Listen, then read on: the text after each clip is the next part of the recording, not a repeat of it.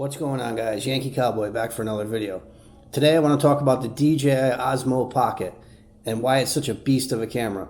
Normally I don't do videos back to back, guys. I just did a video on this on why people hate the Osmo Pocket.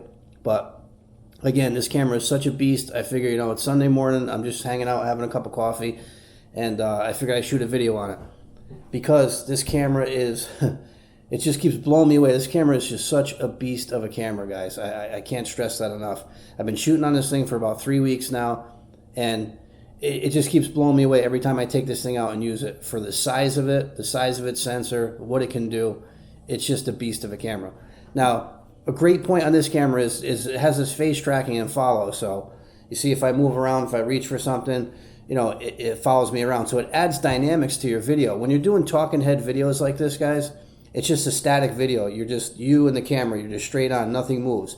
But when you have this camera on face tracking on this gimbal, this Osmo Pocket, it adds a sense of dynamics to the video, which makes it seem like you have a cameraman, which is awesome in my opinion for the size of this camera. This camera has, I believe it's a 1.25 sensor, which is super tiny of a sensor.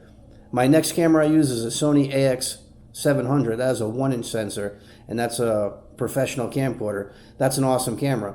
And then my other camera is a Sony A7 III, which is what most YouTubers that are popular out there use, a Sony A7 III, which is also a professional video camera and photography camera. But this camera, outside in the light, I believe rivals both of those cameras. You probably wouldn't be able to tell the difference in the quality.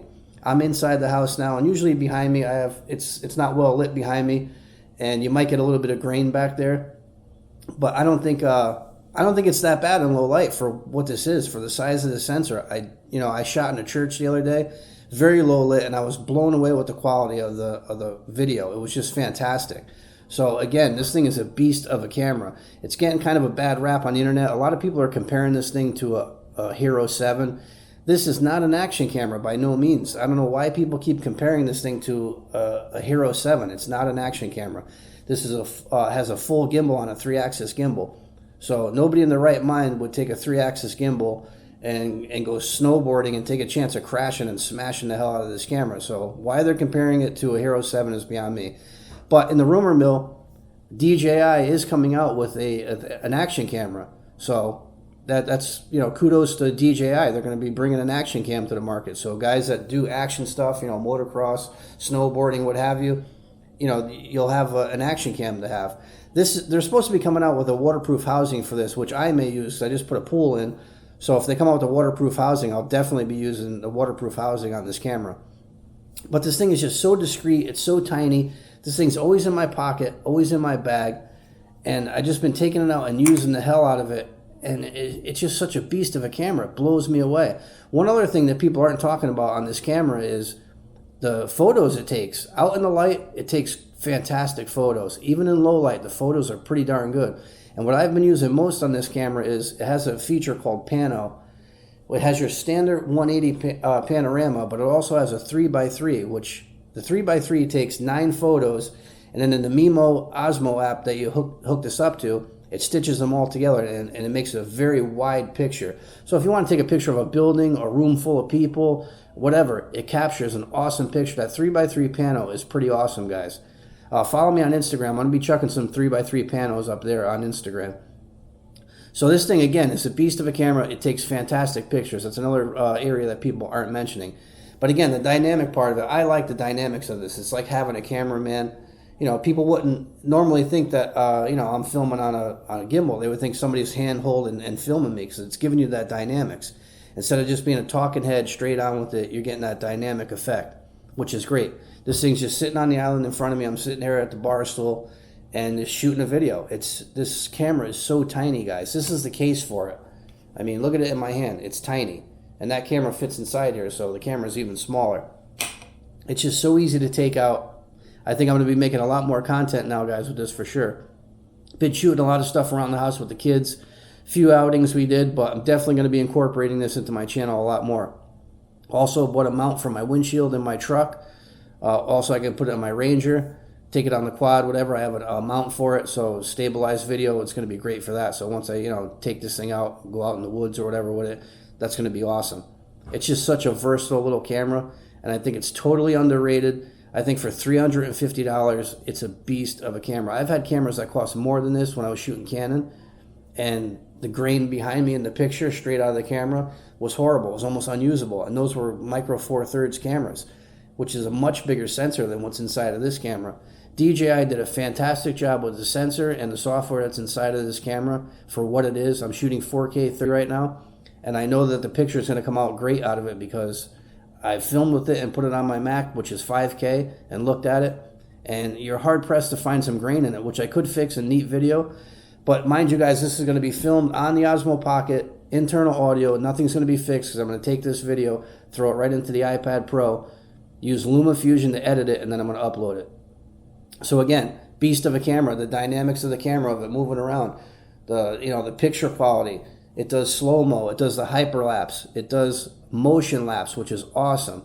So now, if you're doing a video, I can pick a point here and pick a point here, and it will do a motion lapse from this one point to the other, which is pretty darn awesome. That adds so much dynamics to this camera and what it can do and what it can bring to you as a content creator.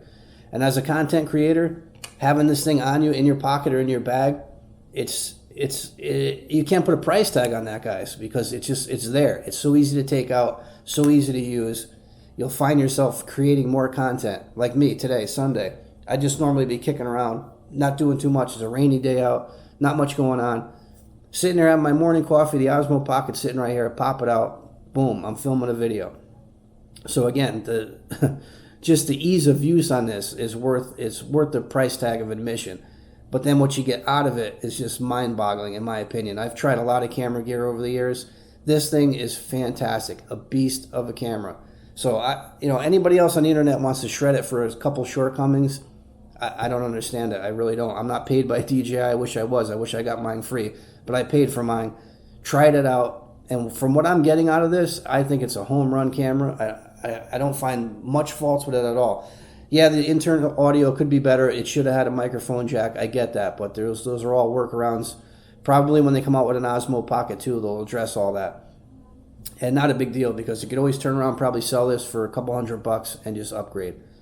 But that's another story, another video.